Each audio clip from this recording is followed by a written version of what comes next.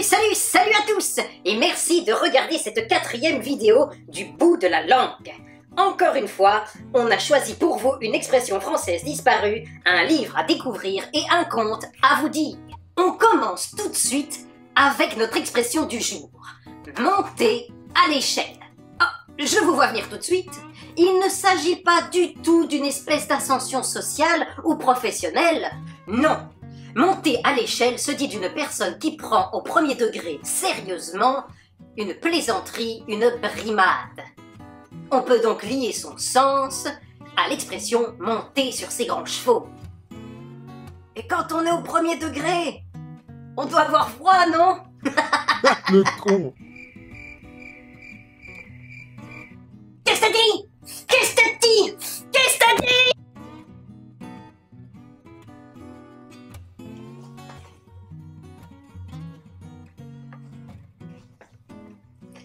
Voilà les amis, le temps de virer notre 4 heures et je vous laisse avec Bill et le livre du jour. Salut à tous!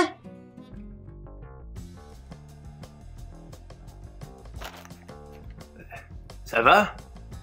Faut zoomer? Et la mise au point, ça va? Ouais, ben je fais ce que je peux!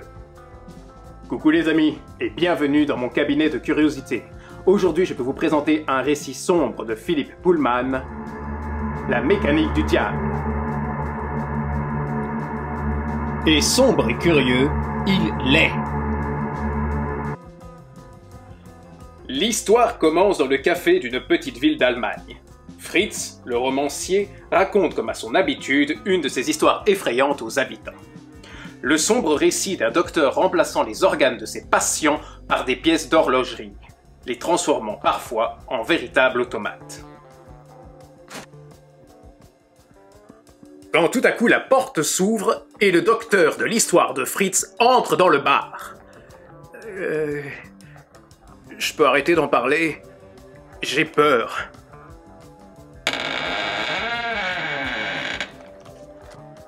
Lisez ce livre, les amis. Une série d'événements effrayants s'imbriquent les uns dans les autres. Chaque personnage ne vit qu'une partie, et personne ne voit la totalité de l'histoire. Je vous laisse avec Gunther qui va vous dire un joli conte aujourd'hui. Salut les amis!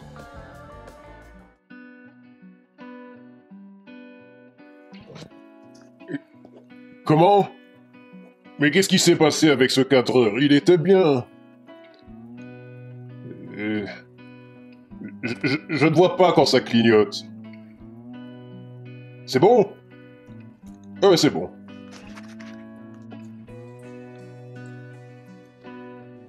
À l'école des sorcières, Mélita est une mauvaise élève, la dernière des dernières.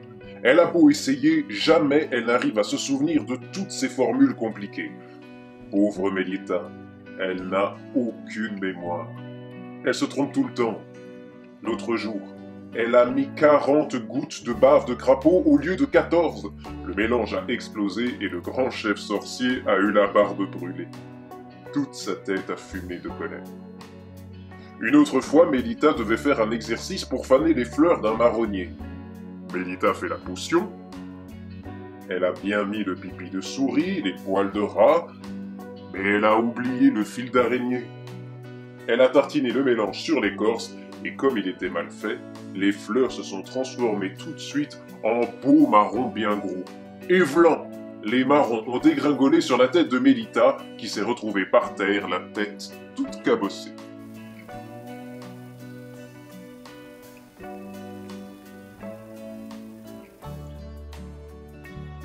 Mélita, voilà un coup de balai. C'est tout ce que tu mérites, lui crie le grand chef sorcier.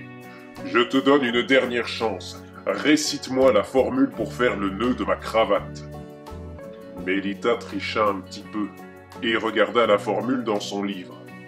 Elle lut bien abracadabra, mais ensuite, à la place de dire 1, 2, 3 cravate, elle dit 1, 2, 3 patate.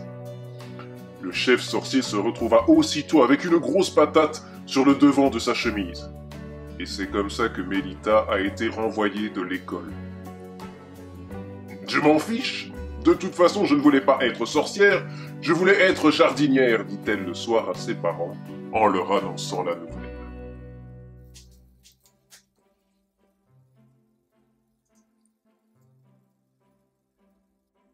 Eh bien, ont-ils répondu, si tu le veux vraiment, va t'en gratter la terre. Et c'est ce qu'elle fait aujourd'hui. Elle bêche, sème, plante. C'est une mauvaise sorcière, mais c'est une bonne jardinière.